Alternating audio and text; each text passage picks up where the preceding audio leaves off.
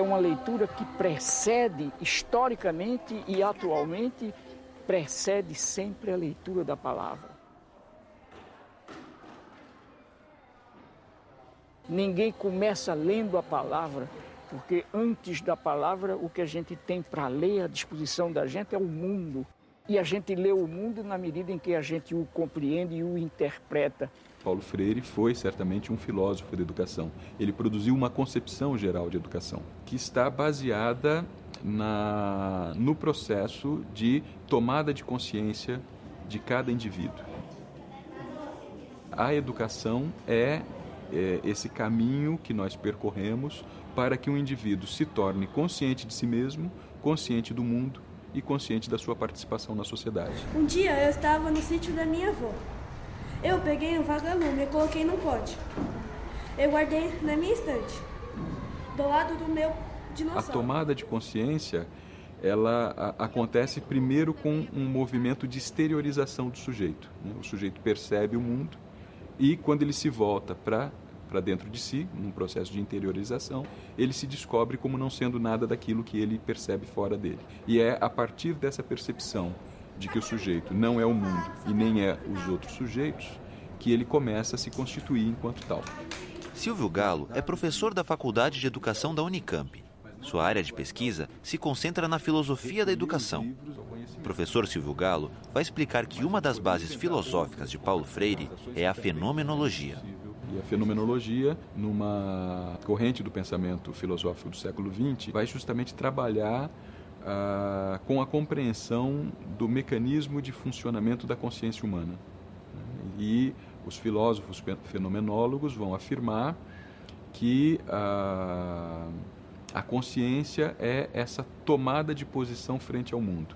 Nós nos percebemos como seres conscientes na medida em que nós percebemos o mundo e sabemos que nós não somos o mundo. Dificilmente hoje nós teríamos um projeto educacional dos mais restritos de uma escola, por exemplo, até as políticas públicas em nível nacional, que discordariam do fato de que a educação é um processo de tomada de consciência. A vida é assim. Esta frase tem um monte de línguas, como em francês, c'est la vie. Em inglês, this is life. Tem muitas mais, mas não vou escrever porque são muitas. A vida é assim. A tomada de consciência é o ponto de partida do processo educativo, escreve Paulo Freire em A Pedagogia do Oprimido.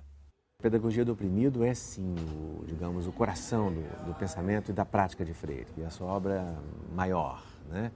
Todas as demais, de alguma maneira, são desdobramentos dela. Alípio Casale, professor de Filosofia da Educação da PUC de São Paulo, é doutor em História e Filosofia da Educação. Parte de seu trabalho é dedicada ao educador Paulo Freire. Lendo o mundo e entendendo a sua realidade, trazendo à tona quais são as palavras geradoras que expressam o mundo, os problemas, as necessidades, os desejos. A partir daí é que se faz a aprendizagem da leitura da palavra e da escrita.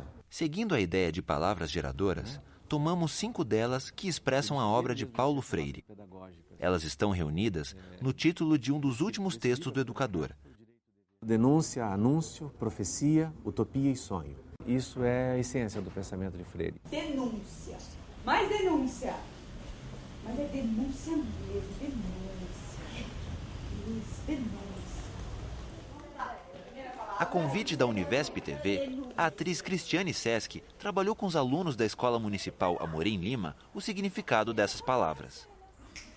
Não se educa sem a capacidade de se indignar diante das injustiças. E isso significa denunciar a situação de violência, a situação de desumanização em que se encontra e agir pedagogicamente de modo a que se possa construir uma condição de vida social e cultural mais digna.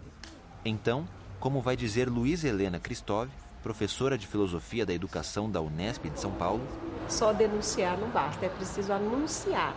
Anunciar as soluções, anunciar as saídas. A palavra é anúncio. Mais anúncio. E agora mais anúncio. Anunciar o jeito que a gente vai encontrando. E esse jeito, essa saída, geralmente não são solitárias. Elas são em cooperação. Aí outra frase de Paulo Freire bastante popular. Ninguém educa ninguém, os homens se educam em comunhão. Se todos nós temos condições de fazer uma leitura do mundo, de denunciar aquilo que nos impede de crescermos, de sermos mais, e de anunciarmos os caminhos e as soluções para crescermos, todos nós temos um pouco esse compromisso de sermos os profetas. Profecia, 1, 2, 3 e já!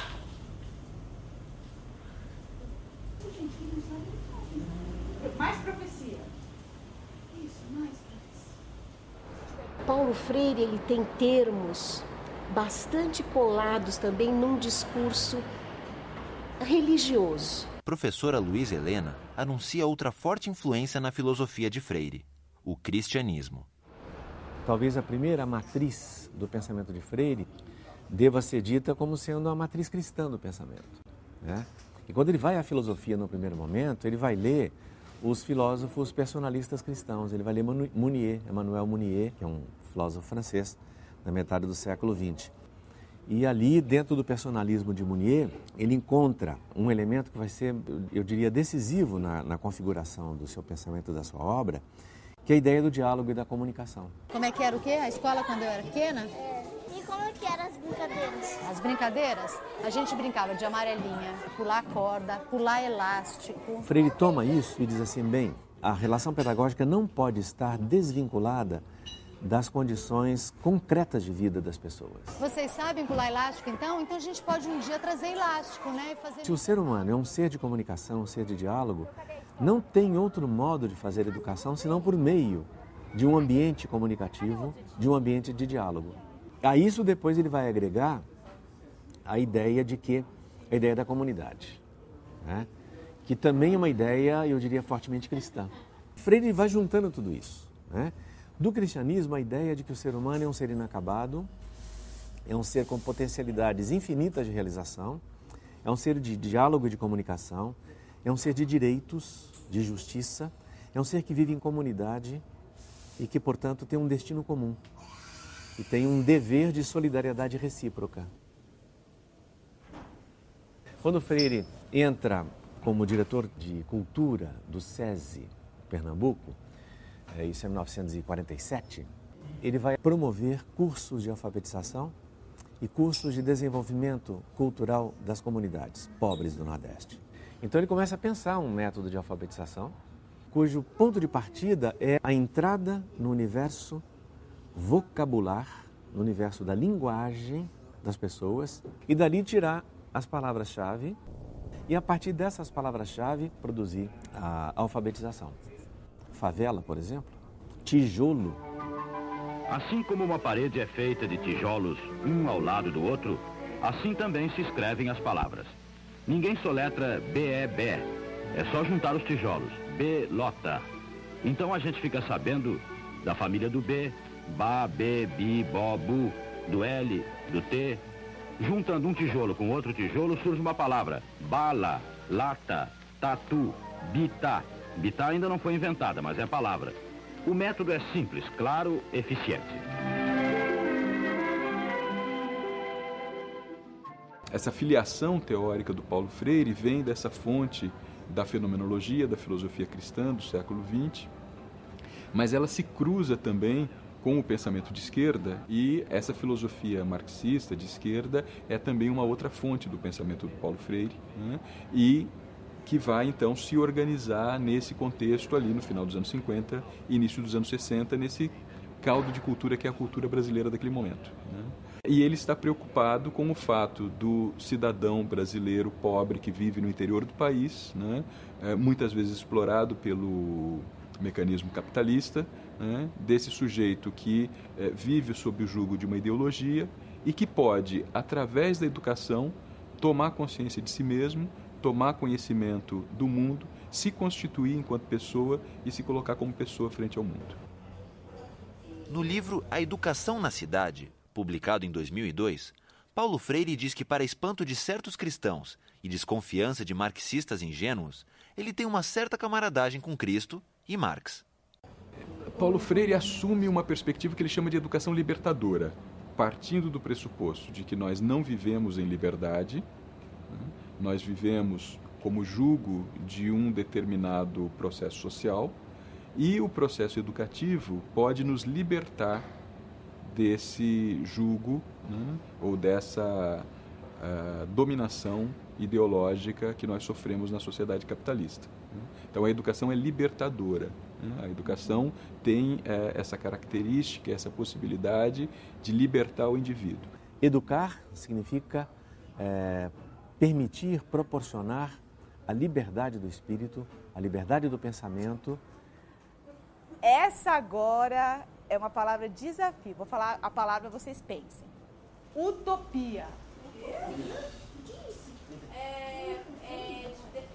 Utopia no dicionário quer dizer irreal, o que está fora da realidade, plano ou sonho irrealizável, fantasia, quimera. Utopia com a cabeça, com os braços, com o corpo todo, com o olhar de utopia. Paulo Freire também lida com uma utopia de uma sociedade mais justa, de uma sociedade fraterna. Nós precisamos de utopia, nós precisamos sonhar, porque o sonho e a utopia empurram a gente, fazem a gente ir para frente buscando o que é melhor, buscando o que está neste lugar, utopia, neste lugar distante, mas que nós temos que agarrar. Agora, uma estátua de sonho, mais sonho, mais sonho e mais sonho. É o sonho e a utopia colados, costurados, imbricados na denúncia do que não está me ajudando a aprender, a crescer, colado no anúncio de que é possível aprender, de que é possível estar junto de uma forma cooperativa, de uma forma solidária. Anúncio e denúncia não são, porém, palavras vazias, mas compromisso histórico. É o sonho dessa comunidade, dessa comunhão para a gente aprender, para a gente ampliar o nosso universo. Nenhum rico vai ter mais do que ninguém, ninguém é mais que ninguém, vai ser todo mundo igual.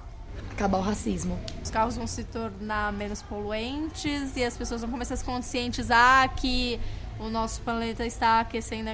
Ou não vai ter desigualdade no mundo, a África vai melhorar muito. Todo mundo trabalhe, um trabalho muito bom. Ler não é passear por cima das palavras. Não ler é ter uma compreensão profunda do lido, estética também do lido. Quer dizer, se esse país levasse a sério o exercício da leitura da palavra associada à leitura do mundo, e com todas as suas implicações de ordem estética, de boniteza e também de liberdade de criação, eu acho que ensinar a ler e a escrever numa perspectiva como essa faz parte da pedagogia da democracia.